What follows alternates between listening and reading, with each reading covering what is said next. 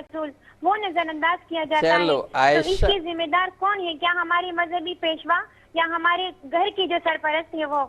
इस पर जरूर रोशनी डालिएगा और दुआओं में बहुत याद रखिएगा। अस्सलाम वालेकुम। वालेकुम अस्सलाम। बड़ा कीमती सवाल है और बहुत अमली सवाल है। ये बुनियादी नौइयत के सवाल हैं। हमारे यहाँ होता है ना कि सुन्नत, इत्तिबा, इश्क जी, और हर आदमी जो है वो इश्क का दावा तो कर रहा है, सही, और एक काम बेकार हैं सब उनकी मोहब्बत के सिवा, और बेकार मोहब्बत है इताअत के बगैर। बिल्कुल। हम कुरान हकीम से मालूम करते हैं। कुरान हकीम अल्लाह के बारे में फरमाता है मोहब्बत के तनाजुर में, सूरह आल इमरान आयत नंबर 31 में, कुल इन कुंतुम तुहिब्बूनल्लाह फत्तबिऊनी युहिब्बुकुमुल्लाहु व यगफिर लकुम ज़ुनूबकुम। ए नबी सल्लल्लाहु अलैहि वसल्लम से फरमा दीजिए, अगर तुम्हें अल्लाह से मोहब्बत का दावा है तो मेरी इत्तिबा करो। रसूलुल्लाह सल्लल्लाहु अलैहि वसल्लम फरमा रहे मेरी इत्तिबा करो, तब अल्लाह तुमसे मोहब्बत फरमाएगा। तो अल्लाह की मोहब्बत का दावा वो सबूत मांगता है, और वो सबूत है इत्तिबाए रसूल, अल्लाह के नबी अलैहिस्सलाम के नक्शे कदम पर चलते चले जाना। और हुब्बे रसूल का दावा भी तकादा करता है इत्तिबाए रसूल का। अच्छा, मैं एक चीज़ चाहूँगा शौकत साहब, ये दो ऐसे लफ्ज़ हैं कि जिनमें तफरीक करना बहुत ज़रूरी है। ठीक है। मसलन इताअत, जी, इताअत क्या है? ये मोहब्बत है। इताअत, इत्तिबा क्या है? मैं अर्ज करता हूँ, इताअत अलग चीज़ है, इत्तिबा अलग। मैं अर्ज करता हूँ, लेकिन वो जो मैंने बात अर्ज की, जो मैंने एक दावा किया, उसका सबूत मैं भी पेश कर दूं कि हुब्बे रसूल का दावा इत्तिबाए रसूल के बगैर नामुकम्मल है। हदीस जामे तिर्मिज़ी में नबी अकरम सल्लल्लाहु अलैहि वसल्लम ने फरमाया कि मन अहब्ब सुन्नती फ़क़द अहब्बनी, और आगे बशारत है वमन अहब्बनी कान मई फिल जन्नह, जिसने मेरी सुन्नत से, मेरे तरीके से, मेरे रास्ते से मोहब्बत की, यकीनन उसने मुझसे मोहब्बत की, और जिसने मुझसे मोहब्बत की वो मेरे साथ जन्नत में होगा। तो अल्लाह की मोहब्बत के दावे के लिए सबूत इत्तिबाए रसूल से होगा। नबी अकरम सल्लल्लाहु अलैहि वसल्लम से मोहब्बत का दावा, उसके सबूत के लिए इत्तिबाए रसूल सल्लल्लाहु अलैहि वसल्लम ज़रूरी है। जो आपने शायद फरमाया कि इताअत और इत्तिबा में क्या फ़र्क है, एक बड़ा बारीक फ़र्क ये है कि इताअत का आम तौर पर मैदान होता है हुक्म के मामलात में। जो हुक्म करने को कहा, जो काम करने का हुक्म दिया गया उसको करो, और जिस काम से रोक दिया गया हुक्मन उससे बाज आ जाओ, ये इताअत का दायरेकार है। और यहाँ कभी अपनी मर्जी न भी हो, आमादगी न भी हो, तब भी करना पड़ता है। इताअत का मतलब है कि हुक्म की पासदारी। हाँ, बिला चूना चरा। कुरान की जो आयत है कि ये रसूल जो कुछ दे दें वो ले लो, सूरह हशर की आयत 7 है, मा आताकुमुर रसूल फखुदू व मा नहाकुम अन्हु फंतहू। रसूल जिस बात का हुक्म दे उससे ले लो, जिससे रोक दे उससे रुक जाओ। क्योंकि आयशा ने सवाल किया ना, स्कूल और कॉलेज की लैंग्वेज में कहते हैं बेयर मिनिमम पासिंग मार्क्स। ये 40% मार्क्स का मामला है। हाँ। अगर अपनी ग्रेड शीट किसी को बेहतर बनानी तो वो 40 नंबर की तैयारी नहीं करता, वो 40% सिलेबस की तैयारी नहीं करता, वो 100% की करता, तब 80% जी, तब 80% मिलते हैं। डॉक्टर साहब बिल्कुल सही। तो अब इधर भी सोच लीजिए, अगर कल मुझे अल्लाह को राजी करना है, कल मुझे अल्लाह के नबी अलैहिस्सलाम की शिफाअत चाहिए, कल मुझे अल्लाह के नबी अलैहिस्सलाम का साथ चाहिए है, तो क्या मैं ये रिस्क ले सकता हूं, ये खतरा मोल ले सकता हूं मिनिमम पे रहूं, कि मिनिमम पर रहूं? आज अगर कोई बच्चा 40 नंबर की तैयारी करके जाएगा, इस बाउंड टू फेल, फेल ही होगा। आज हम बड़े आराम से कह देते हैं ये फर्ज तो नहीं है ना, इसका हुक्म तो नहीं है ना। वो अल्लाह के बंदों, सहाबे किराम ये सवाल नहीं करते थे, वो देखते थे जो कुछ किया अल्लाह के हबीब अलैहिस्सलाम ने वो अमल करते चले जाते थे। यहां से इत्तिबा का मफहूम समझ, यानी जिसका हुक्म दे दिया गया जी, इताअत वो है यानी जिस चीज का हुक्म दे दिया गया, करने को कह दिया गया या रुकने को रोक दिया गया। बिल्कुल। अच्छा, ये सुन्नत में वही तीनों चीजें शामिल होंगी, मतलब कौले रसूल, इस पे आते हैं, लेकिन इत्तिबा का थोड़ा समझ लीजिए, क्योंकि वो कंफ्यूज ना हो जाए, कंफ्यूजन ना हो जाए, क्योंकि आयशा जैसे बच्चों को भी समझाना है ना। नहीं, हम जैसे बच्चों को भी समझाना ना, हमें ऐसी थोड़ी है। इत्तिबा का मैदान क्या है? इत्तिबा का मतलब है बिल्कुल बिछ जाना, बिल्कुल ताबे हो जाना, हुक्म हो या ना हो, दिल आमादा हो या ना हो, जो हो रहा है, जो कर रहे हैं उसकी नक्काली करते चले जाना। खुशबू लगाई अल्लाह के रसूल अलैहिस्सलाम ने, हुक्म नहीं, लेकिन एक बंदा मोमिन इस नीयत से लगाता है मेरे हबीब ने लगाई सल्लल्लाहु अलैहि वसल्लम, तो ये अल्लाह की मोहब्बत के दावे के सबूत के लिए जरूरी है। ये आखिरत की ग्रेड शीट बेहतर बनाने की जरूरी है। ये नबी अलैहिस्सलाम से मोहब्बत के दावे के लिए जरूरी है कि एक एक अदा की हत्तल इम्कान पैरवी करने की कोशिश की जाए। रसूलुल्लाह सल्लल्लाहु अलैहि वसल्लम की हयात तैयबा के बाद, मतलब आप जब हयात थे उसके बाद जब पर्दा फरमा गए दुनिया से, मुझे एक वाक़या याद आया आपकी गुफ्तगू पर कि काफ़िला तिजारत गुजरा, और ये काफ़िला तिजारत हुजूर सल्लल्लाहु अलैहि वसल्लम की मैयत में भी गुजरा था, वहाँ से गुजरा, और एक दरख्त के पास से वो आगे चला गया, سالار قافلہ نے قافلہ واپس کروایا، اس درخت کے پاس آئے، آ کے کچھ دیر اس درخت کے نیچے قیام کیا، اور اس کے بعد سفر کرا۔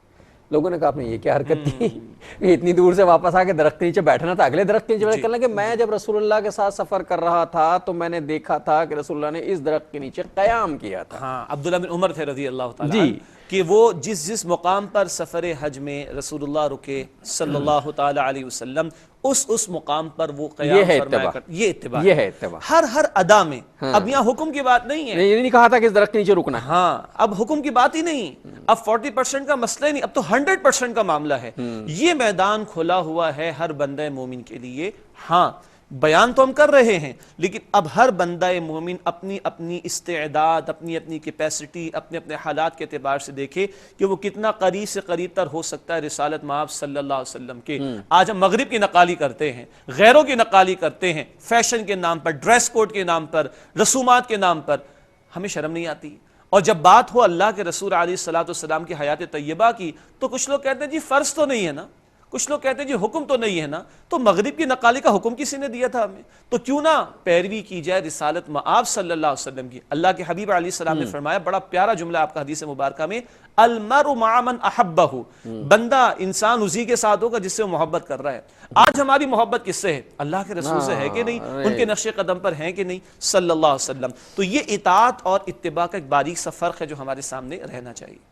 فاتبعونی یحببکم اللہ، پھر اللہ تم سے محبت کرے گا جب تم نبی علیہ الصلوۃ والسلام کے نقش قدم پر آگے بڑھتے عائشہ بات سمجھ میں آئی نا کہ اطاعت کیا ہے، حکم ہے، اجازت ہے تو کرنا ہے، نہیں ہے تو نہیں کرنا۔